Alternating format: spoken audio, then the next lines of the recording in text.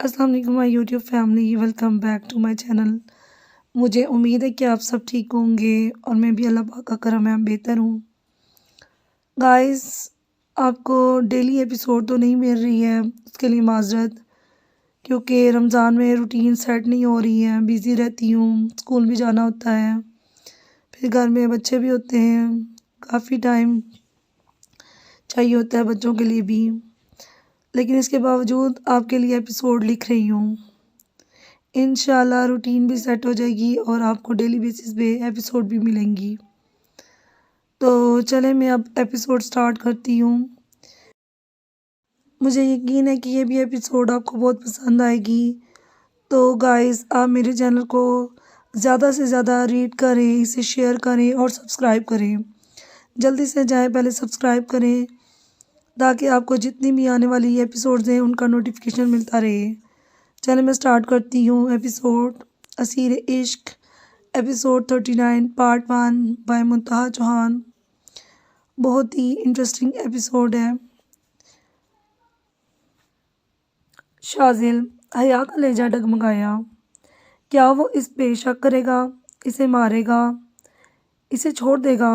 हया इतनी सी देर में खुद से सवालों की बौछार कर गई, लेकिन शाजिल ने आगे बढ़ते उसका नाजुक वजूद जख्मों से उड़ा देख मुठियाँ बेंची थी। उसके गाल पे उंगलियों का निशान एक बार फिर शाजिल को मुश्तआल कर रहा था। उसकी आस्तीनों पे निगाह पड़ी तो फौरन अपनी जैकेट उतारते हया का वजूद ढका। हया सांस रोके उसे ही देख रही थी, जो सर्द स्पॉट चेहरे के साथ उसकी कलाइयों से रस्सियाँ खोल रहा था। हया को सहारा देते उठाया और अपने सीने से लगाया। इन पलों वो हजारों मौत मरा था। उसकी हया उसके साथ नहीं थी, उसके पास नहीं थी। उसका जी चाहा सबको आग लगा दे। हया को अपने सामने पाके उसे सुकून मिला था। तुम ठीक हो? उसका चेहरा अपने हाथों में थामे फिक्रमंदी से पूछा। हया बोलना तो दूर की बात, वो इस बात में सर भी ना हिला सकी। इतने में आदिल अंदर आया। उसने हया को बुरी हालत में देखा तो एक बार फिर से रुख फेर गया।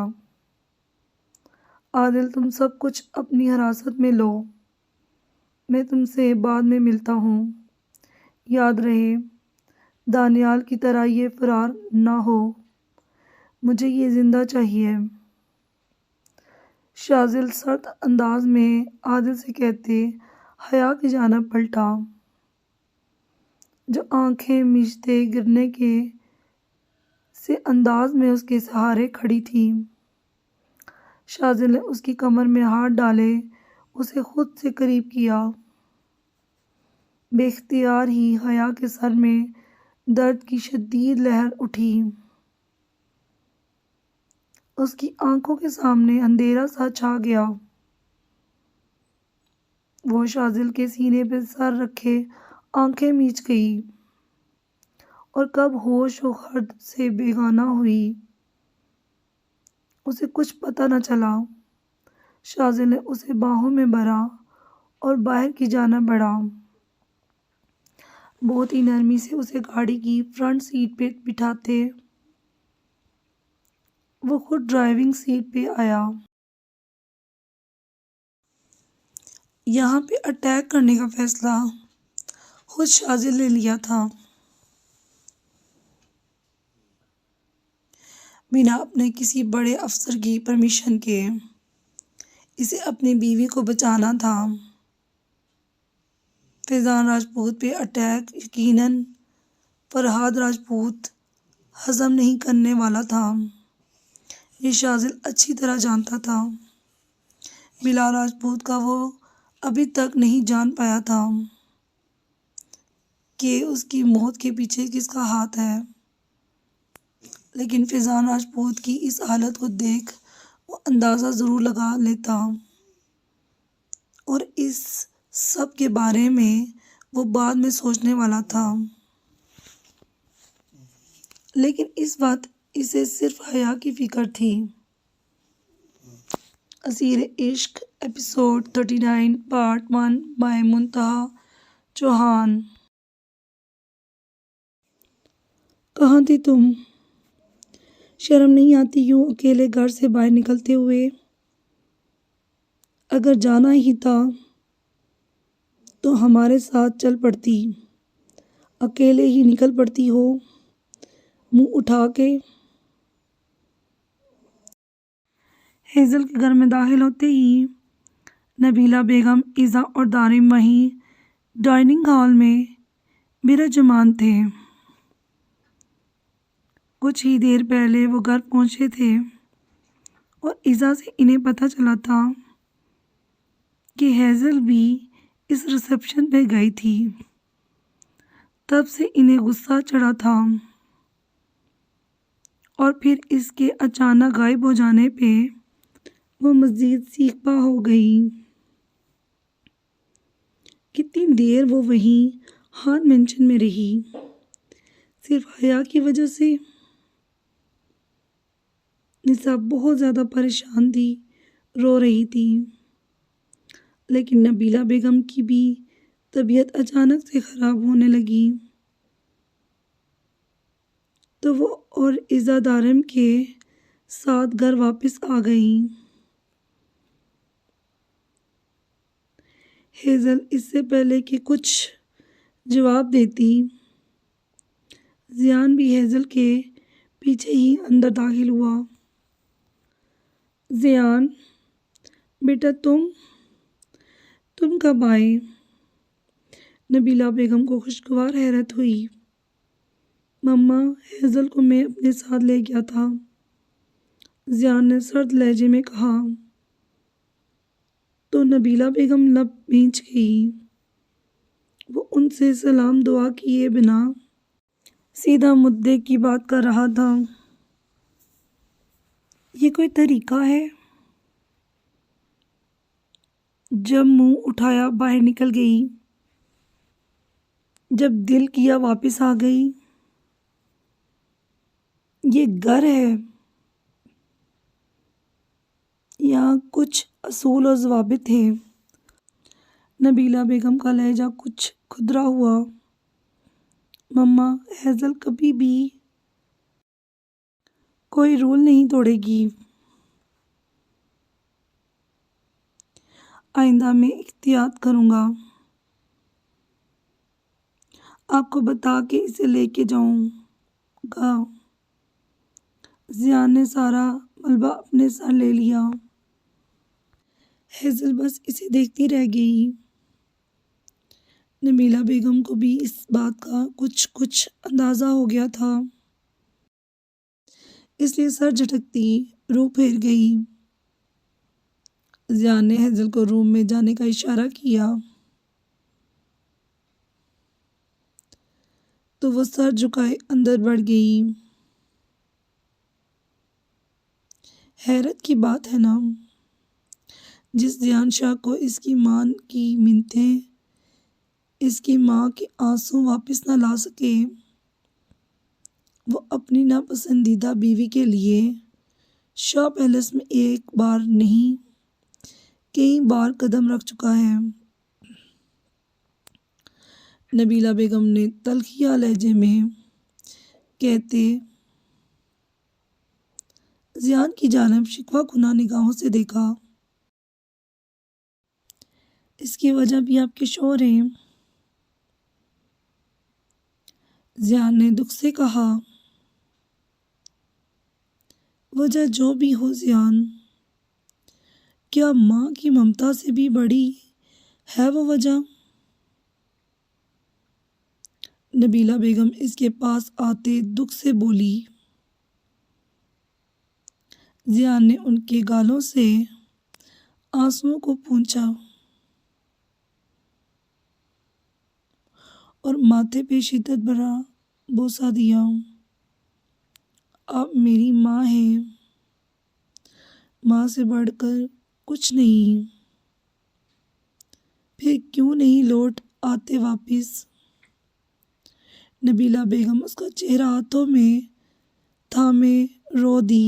प्लीज़ मम्मा, रोए मत। वक्त दूर नहीं जब आपके तीनों बेटे आपके पास होंगे। जियान ने उन्हें गले से लगाते धीरे से कहा तो उन्होंने शशतर होते सर ऊपर उठाया। क्या वाकई सच में? इन्हें सख्त हैरत हुई। जियान ने मुस्कुरा के इस बात में सर हिलाया और एक नज़र दूर खड़े दारिम को देखा, जो बहुत प्यारी मुस्कान के साथ जियान और माँ को देख रहा था। जियान के देखने पे एक आंख नक की तो जियान के चेहरे पे भी मुस्कान सज गई, जबकि बेचारी इज़ा तो उनका अंदाज ही देखती रह गई। असीर इश्क एपिसोड 39 पार्ट 1 बाय मुंतहा चौहान।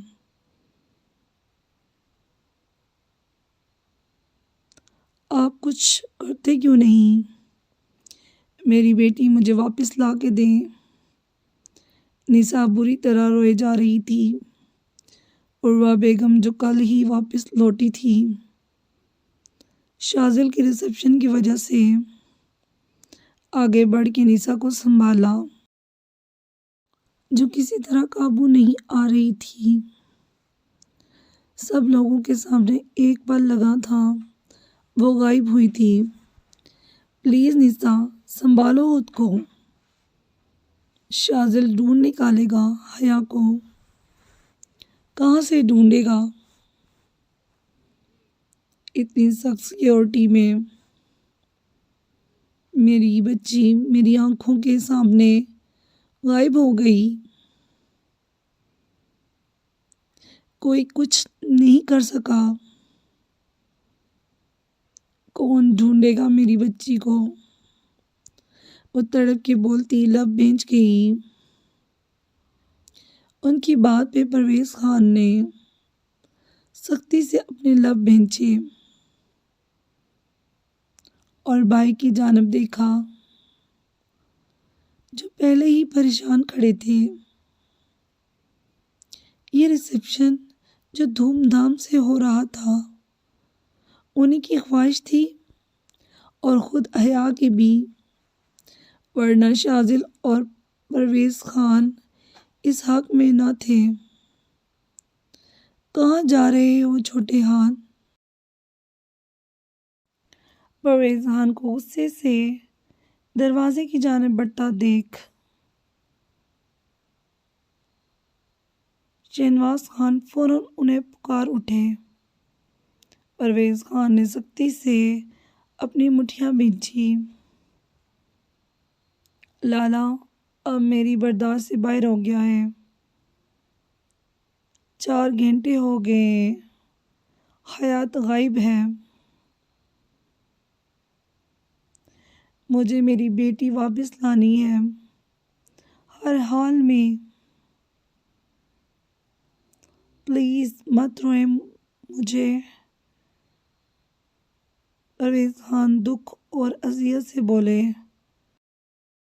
थोड़ा वेट कर लो शाजिल खान, मत रोके, जाने दे इन्हें।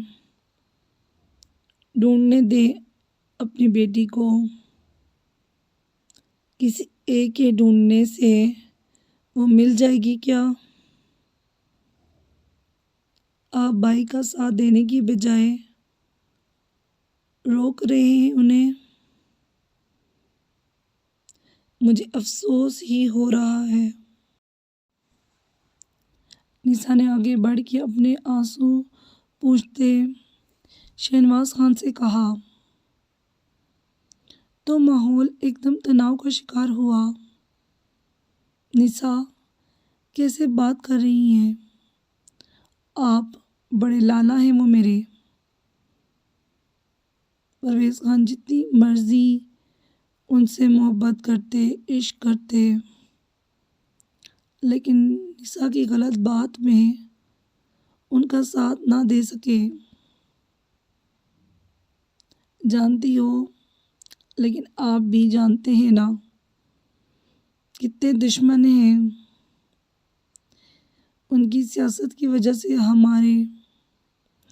पहले ही हम इस खानदान की एक बेटी खो चुके हैं। उनकी सियासत की भेंट चढ़ गई है। ऐमन नूर, अब मेरी बेटी को भी ये निसार परवेज़ खान का हाथ उठा था, लेकिन हवा में ही मुअल्लक रह गया। कितनी मुश्किल से उन्होंने अपना हाथ रोका था, ये वही जानते थे। निसा ने हैरान नज़रों से उन्हें देखा, जबकि शहनवाज खान के दिल में ठेस उठी थी। वो निसा की बातों को बर्दाश्त नहीं कर पाए थे।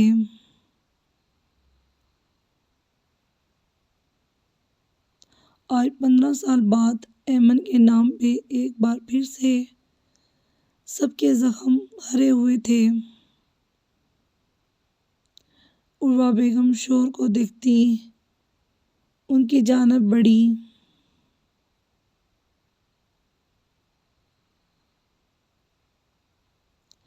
जो दिल पे हाथ रखे, चेहरे पे तकलीफ के आसार लिए खड़े थे। आप ठीक हैं? उर्वा ने परेशानी से उन्हें देखा, जो आंखें नीचे दर्द सह रहे थे। उनके दिमाग में निसा की बातें गर्दिश कर रही थी। लाला,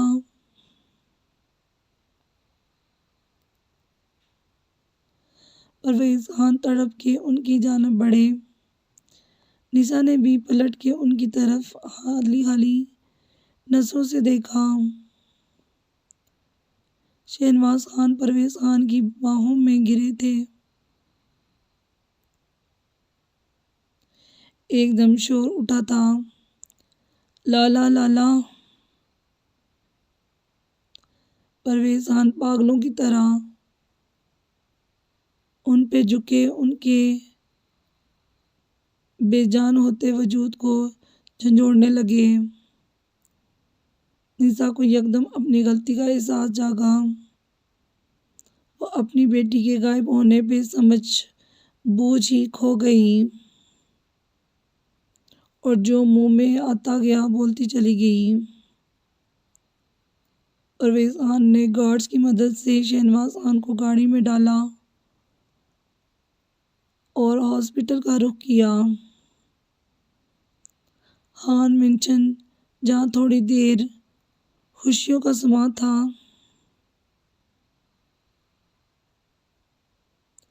हर चेहरा मुस्कुरा रहा था, वहीं अब कोहराम मचा हुआ था। घर की बेटी गायब थी, तो घर का सरबराह भी जिंदगी और मौत की कश्मकश में जा पहुंचा था। तकरीबन सब मेहमान शाम को ही चले गए थे। सिर्फ घर के अफराद थे, लेकिन सुकून कहीं ना था। कहा था मैंने उसे, घर में ही दाखिल कर रहे हैं उसे, बहुत बड़ी मुसीबत को गले लगा रहे हैं। देख ले अब इसकी वजह से कितनी तकलीफ हुई है सबको। नादिया गुस्से से चिल्ला रही थी, जबकि उर्वा बेगम सर झुकाए आंसू बहाते सब सुन रही थी। उन्होंने पलट के एक लफ्ज भी ना ही निसा से कुछ कहा, ना नादिया से। इस वक्त वो इतनी जहनी टेंशन में थी कि वो बस रब से दुआ गो थी कि सब ठीक हो जाए, उनके सर का साए उन पे हमेशा कायम रहे। कितनी बड़ी साजिशी औरत हो तुम, इस घर में आने के लिए बेटी को सीढ़ी बनाया और एक एक करके सबको मार देना चाहती हो। नादिया आज बिना लिहाज के बोलती चली जा रही थी। निशा ने पलट के आज जवाब न दिया। कहीं ना कहीं वो खुद को ही शहनवाज खान की हालत का जिम्मेदार ठहरा रही थी। तुम और तुम्हारी बेटी दोनों ही मनहूस हो, नादिया ने तनफ्फुर से चलाते कहा। नादिया आंटी, अपने अकब से बाहर शाजिल की गुस्सेली दाड़ सुनते वो बुरी तरह सहमी थी। उनके साथ वहां मौजूद सभी नफूस चौंके। शाजिल की बाहों में हया थी। हया निशा भागती हुई शाजिल तक पहुंची। क्या क्या हुआ इसे? इसकी ये हालत कैसे? हया के बेहोश और जख्मों से चूर वजूद को देखते माँ की ममता तड़पी थी। शाजिल ने बमुश्किल खुद पे जब्त किए अंदर की जानिब कदम बढ़ाए। नादिया ने अपने सामने खड़े इस मजबूत शख्सियत के मालिक शख्स को देखा। आप भूल रही हैं, जिसके बारे में आप बात कर रही हैं वो मेरी बीवी है। सर्द लहजे में कहते वो गुर्राया था। नादिया ने अपना पहलू बदला। ये उठ क्यों नहीं रही? निशा की आवाज़ पे शाजिल उनकी जानिब पलटा और हया को बाहों में ही उठाए ऊपर अपने कमरे की जानिब बढ़ा। उर्वा बेगम और निशा भी पीछे ही लपकी। नादिया ने दान किचकिचाते पशमीना की जानिब गुस्सेली नज़रों से देखा, जो घबराते हुए सरनफी में हिला गई। तो नादिया भी इन्हीं कदमों पे उनके पीछे गई। शाजिल बेटा, हया को होश क्यों नहीं आ रहा? उर्वा बेगम ने मुतफक्कर लहजे में पूछा। मम्मा, इंजेक्शन के ज़ेरे असर है, फिक्र ना करें, थोड़ी देर तक होश आ जाएगा। शाजिल हया को बेड पे बहुत एहतियात से लटाता खुद पीछे हटा था। निशा बेगम हया के पास ही वहीं बिस्तर पे बैठ गई।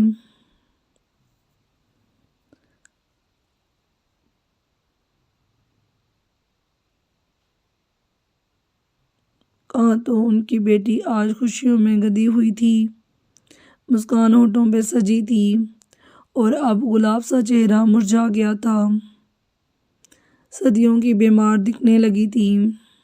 मम्मा, बाबा कहाँ हैं? शाजिल ने अपने मोबाइल पे आती कॉल इजलत में रिसीव करते उर्वा बेगम से पूछा, तो वो मज़ीद अश्क बहाने लगी। डोंट टेल कि वो घर से बाहर हैं। मैंने इन्हें मना भी किया था कि घर से बाहर ना निकलें। इस वक्त सख्त खतरा है। उन्होंने फिर भी अपनी मनमानी की। शाजिल लब हेंचे माथे पे बल डाले ऊंचा ऊंचा बोला, हॉस्पिटल गए हैं। नादिया ने फौरन अंदर आते कहा तो शाजिल का दिल धक सा रह गया। हॉस्पिटल क्यों? तुम्हारी बीवी की माँ ने इतना कुछ सुना दिया खान भाई को कि वो सहन ही ना कर पाए और उनकी तबीयत खराब हो गई। छोटे खान ने इन्हें हॉस्पिटल। कौन से हॉस्पिटल? मम्मा बाबा को क्या हुआ? शाजिल की आवाज़ कांप रही थी। वो माँ को झंझोड़ते हुए बोला,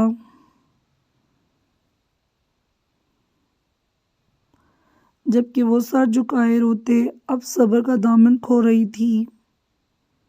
शाजिल, अपने बाबा को बचा लो,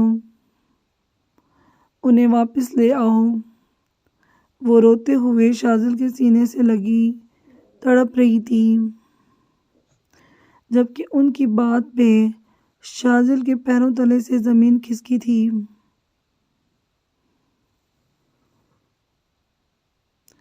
असीर इश्क एपिसोड 39 पार्ट 1 बाय मुंतहा चौहान। रात के पहर नींद में डूबे इसे यूं महसूस हुआ जैसे कोई और भी इसके बिस्तर पे मौजूद हो। धीरे धीरे सुनहरी के आवाज़ जागने लगे और झट से आंखें खोली। अपने साथ बिस्तर में किसी और वजूद को महसूस करती वो बुरी तरह लर्जी थी। वो जो कोई भी था, इसका हाथ उस वक्त सुनहरी की कमर के गिर्द लिपटा हुआ था। सुनहरी डर के मारे अपनी जगह से हिल भी नहीं पा रही थी, लेकिन इस शख्स की गिरफ्त सख्त होती जा रही थी। सुनहरी ने उस शख्स की बाजू पकड़ते खुद से परे झटका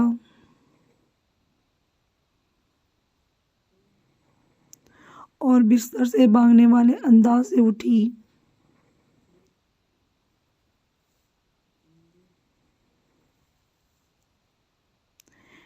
इससे पहले कि वो बेड से नीचे उतरती, मुकाबिल ने फौरन उसे कलाई से थामे वापस अपनी जगह जोर से खींचा।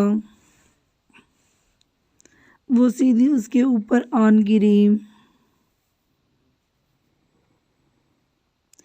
उससे पहले कि वो उठ के पीछे हटती और चीख मारती, इस शख्स ने इसके लबों पे अपनी मजबूत हथेली रखते उसकी चीख का गला घोंटा। इस शख्स ने सुनहरी का मुकम्मल अपने हसार में कैद किया, लेकिन सुनहरी हर मुमकिन कोशिश कर रही थी खुद को छुड़ाने की। उसने अपनी टांगों से मुकाबिल शख्स पे वार किया। उसने सुनहरी के ऊपर हावी होते अपनी टांगों से उसकी टांगों को लॉक किया कि अब वो अपनी जगह से हिल भी नहीं पा रही थी।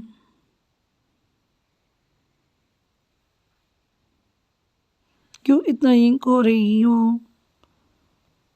शियान की आवाज़ अपने बहुत करीब से सुनती वो यकदम शॉक्ड हुई थी। वो ज़ख्मत यकदम दम तोड़ गई थी। वो यहाँ कैसे आ सकता है?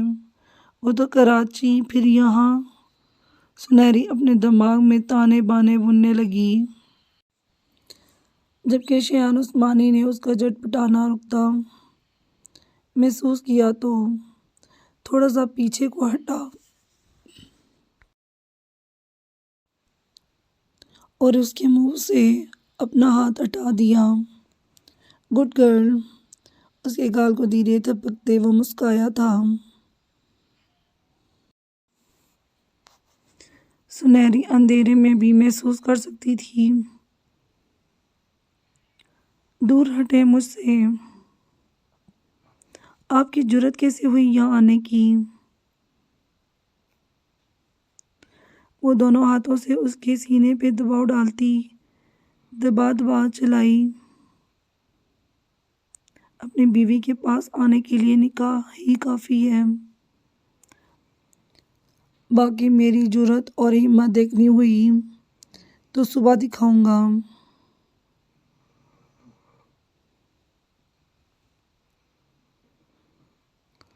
जब तुम्हारे कमरे से सबके सामने जाऊंगा।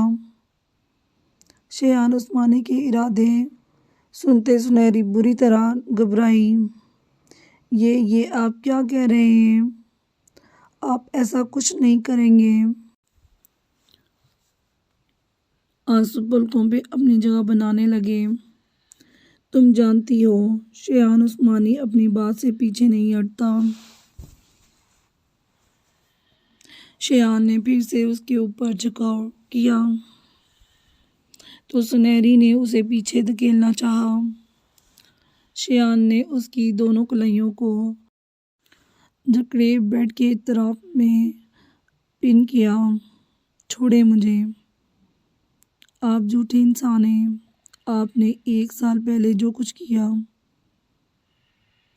अब ये अल्फाज आप पे सूट नहीं करते। आपको बस मुझसे बदर भाई का बदला लेना था।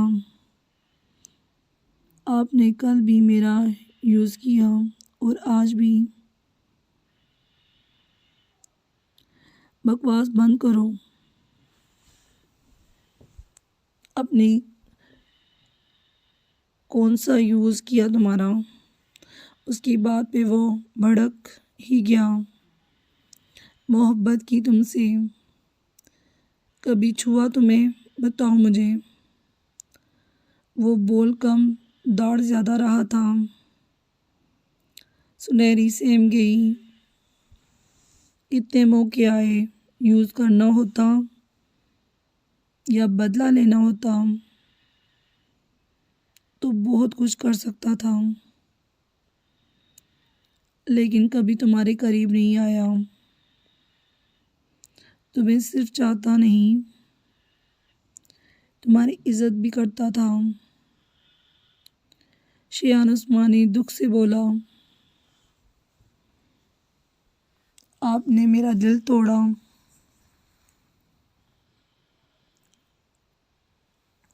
शेहान सुनहरी कुर्ब से रो दी।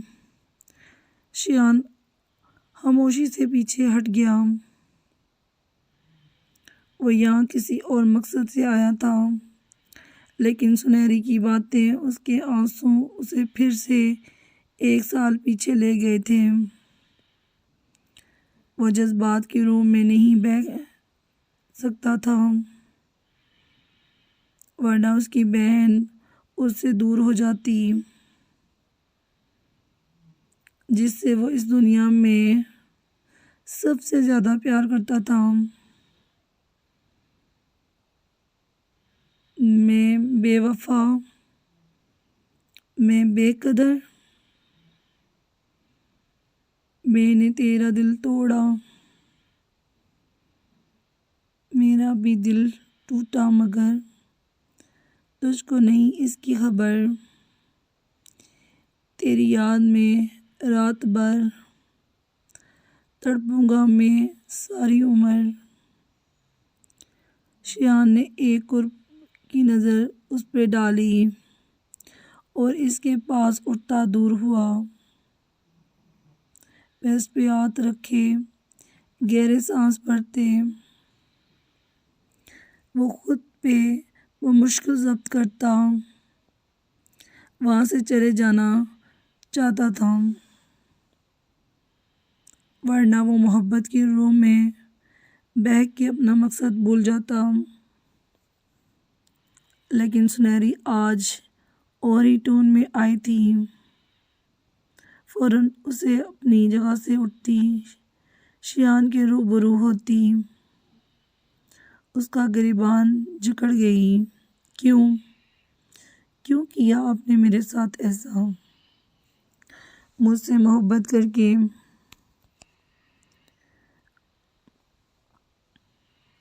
मुझे सिरे राह छोड़ के क्यों चले गए? वो रोते हुए अपने हवास में नहीं लग रही थी। शेहान ने जबड़े बिंचे। उसके हाथों को झटके से अपने कॉलर से हटाया और उसके बालों को गुत्ती से पकड़ के खींचते, उसका चेहरा ऊंचा करते, अपने चेहरे से करीब तर किया। 1 इंच का फासला रह गया जिसे शियान ने ना मिटाया। अपनी हद में रहो, मेरे कॉलर तक पहुंचने वाले के हाथ सलामत नहीं रहते।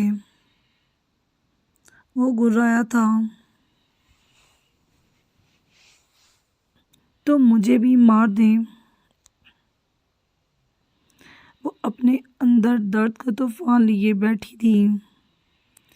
फना कर देना था या आज फना हो जाना था। शियान उसके चेहरे पे अपनी गर्म तपिश सांसों को बिखेरता, फौरन उसे छोड़ के पीछे हटा। दूर रहो मुझसे, वरना मेरी जुनूनियत सह नहीं पाओगी। वो जैसे खुद को बावर करवा रहा था।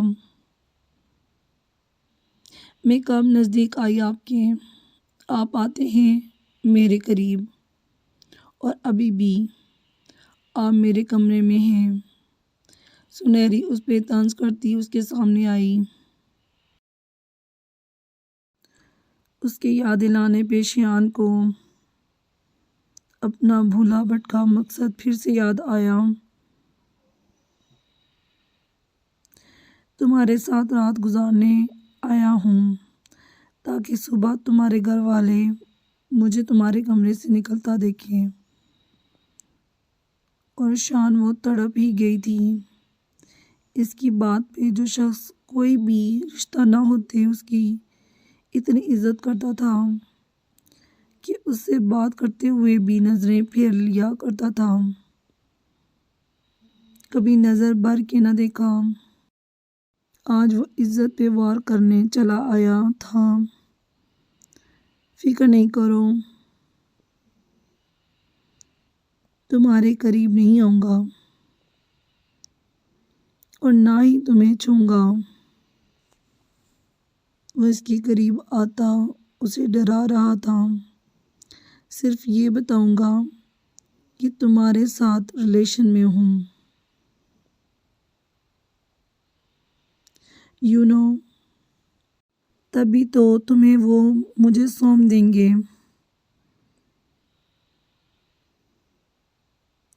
शियान ज़ेरेला मुस्कुराया। आप ऐसा कुछ नहीं करेंगे। इसके इरादे जान के सुनहरी के रोंगटे खड़े हो गए। मैं ऐसा ही करने वाला हूँ और तुम मुझे रोक नहीं सकती। शियान ने उसे चैलेंज किया। कुछ पल को गहरी खामोशी छा गई। आपको रोक नहीं सकती, लेकिन अपनी जान तो दे सकती हूँ ना। सर्द बर्फीले लहजे में कहते वो शियान को पूरे वजूद से हिला गई। आगे क्या होगा जानने के लिए आप नेक्स्ट एपिसोड लाजमी रीड कीजिएगा और मेरे चैनल को ज़्यादा से ज़्यादा लाइक कीजिए, सब्सक्राइब कीजिए। बाय बाय, टेक केयर, अल्लाह हाफिज़।